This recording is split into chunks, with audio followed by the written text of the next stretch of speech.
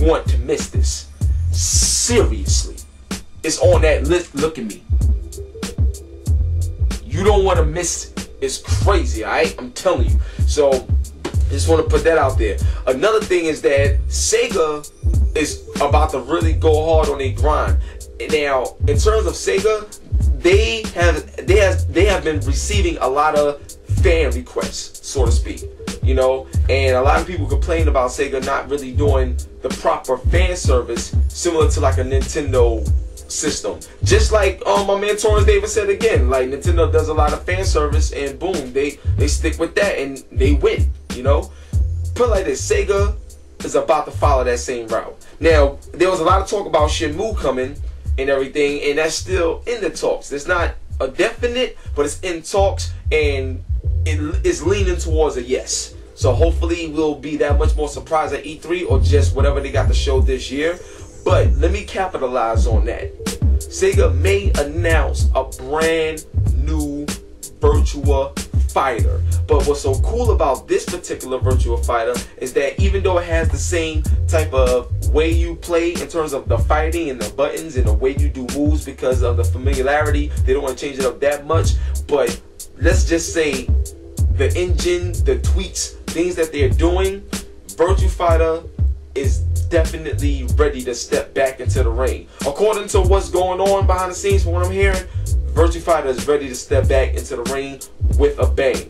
So we don't know what they're going to show. We don't know what's going to happen. But stay tuned for a special announcement regarding Virtua Fighter. And if it, maybe at Tokyo, I wouldn't say E3, possibly a Tokyo Game Show announcement, but Virtua Fighter is something that Sega is definitely, you know, looking to do and looking to show, and you know, hopefully it comes across the way they want it to, you know. So shout out to Sega, and yo, Virtua Fighter, keep it popping, man. Now, the next thing I want to say is this, right? The next Xbox isn't that far off. Alright, just to let you guys know, the next Xbox isn't that far off. But something that's real interesting, and Microsoft, you already know that they're geniuses when it comes to technology and software. Now, something that's very interesting that was mentioned and stuff like that, and this was actually mentioned back at PAX, right? So this is real interesting. But the whole not using disc anymore for these games, put it like this, that may actually be real. Like, that may actually be true, because what they're talking about doing is, anytime you have a disc, you're limited overall, just because it's like a salary cap. You have a cap on it. But if you can make anything you want to make, and regardless of the gigs, regardless of the amount of space it takes and stuff like that, you just put it out there and you can just download it. Whatever the file is, that's what it is. You download it, boom. Now, supposedly they have some sort of framework, some sort of network, something that's going to actually make downloading this stuff real easy and convenient. However that works, I have no clue. But in terms of putting games on disc for the future, in terms of Microsoft, we may not see a disc, because in terms of their knowledge, they may not even need it. You know what I mean? So they may put it, they will have a medium to put things on, but there's also going to be the digital distribution option for every title. So that right there, I felt was very interesting, and this is something that they talked about before in terms of forward movement, and in terms of what we see now with Xbox 360 with games on demand and storing some of the game data to make things smoother. That's just a little tease and a little hint of the overall plan and plot of what the next Xbox is going to eventually be. So stay tuned for a ton of more news. Stay tuned for all the big E3 announcements coming next month. Yo, you gotta be a gamer. If you're not a gamer, you gotta be a gamer. I will fart on your face, man. You know what I'm saying? You gotta be a gamer. It's crazy. The industry is incredible. It's blowing up. There's tons of great games. Make sure you go out there and support these developers and play games. Play games, man. That's what it's all about, alright? So now, the game review of the day is Split Second. Yo. Split Second, man. This game is, trust me, is way better than what a lot of people may think. And it's not a Burnout clone like a lot of people may say. Disney is on their job, hard body with this title. And this title gets a 9 out of 10. Split Second is phenomenal, is great, and you're about to see why. Right after you see the Split Second game review, you're going to see Gamers in the Street. The Gamers in the Street featuring my man Seth. Big shout out to Capcom. You do not want to miss it. After that, we're going to come back with the HipHopRSS, and that's when you're going to see my other special guest. One love and God bless. See you in a minute. Peace.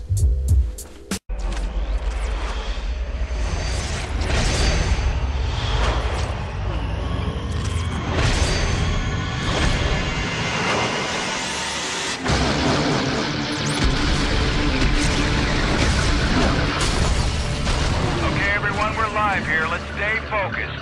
Ready, camera 2? Take camera 2. Ready, 18. Cut to 18. Cut to 8.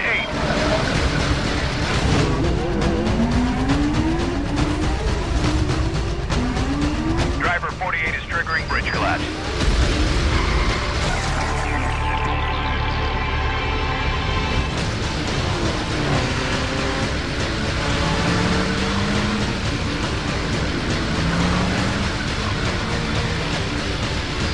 Triggered by driver 1.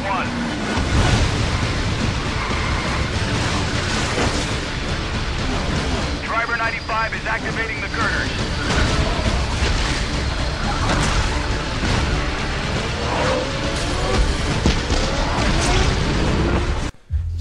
Yeah, we back. You already know what it is, man. Now we getting ready for the Split Second review. And the first thing, you already know, the first thing we talking about is the graphics. You know what I'm saying? You gotta see how it look. Now, first of all, the graphics is incredible. The graphics look really good. It has great lighting. I mean, like, the way they did the lighting in this game is really incredible because it really makes you feel like you're at a place, because all the destruction and everything that's surrounding you and the way things shine, even the sunlight hitting the concrete as you're speeding down through the road, everything is so vibrant. So that the lighting alone is one of the things that make this game really pop out at you. You know what I'm saying? In terms of the fast-paced action. So yes, the lighting is great. The destruction, wow.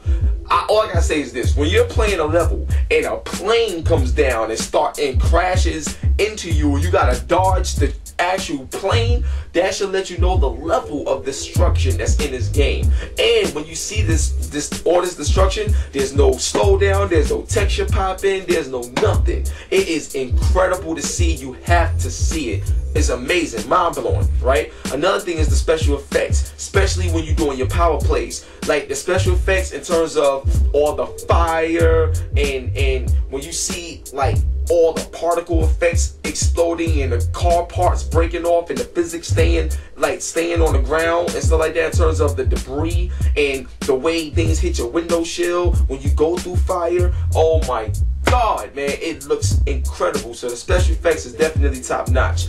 Like I was saying before, the broken car pieces, they like stay on the ground lap after lap after lap. So that's just realism right there. And overall, it's very sharp, vibrant, colorful. The car models look nice. Great looking game. Now, let's move on to the gameplay.